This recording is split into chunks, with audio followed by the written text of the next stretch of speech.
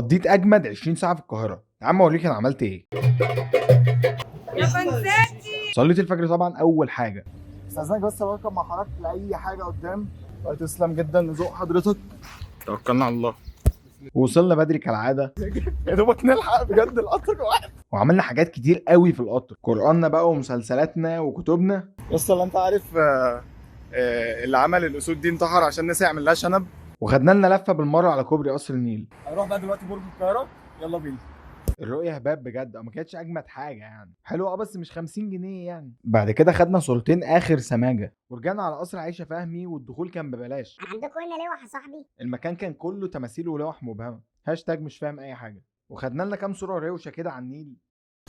قابلت الشباب جوه وطلع عاجبني فتمام. وطلعنا على مدينه نصر عشان نجيب السكيت، فدخلنا سيتي ستارز بالمره عشان نصلي، وقلنا نقيل بقى نصايه. بعد كده رحنا البتاعه دي اسمها ترامبولين عشان ما حدش يضحك عليك. طبعا ده ليفل احنا مالناش دعوه بيه يعني خالص. وهي مش لعبه عيال، لا هي اخر جمدان بجد.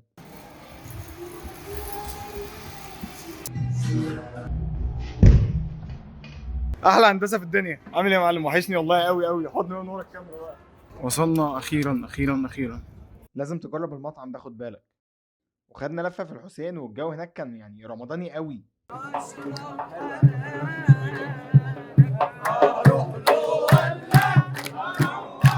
تحس ان رمضان في مصر حاجه تانية هناك بجد. بعد كده دخلنا شارع المعز، الدنيا بقى هناك بجد كانت زحمه موت، زحمه قوي قوي. وقعدنا قعده رايقه قوي على الفيشاوي.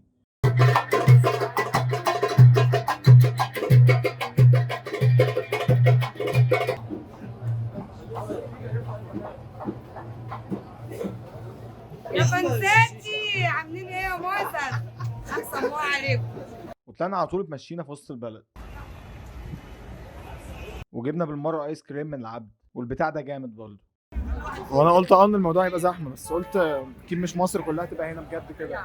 سالكين الحمد لله، ورغم الزحمه دي ما وقفتش 5 دقايق. ده بطاطس بابا غنوج، وده فول طبعا، فول بس. بعدين طلعت على اسكندريه. بيس.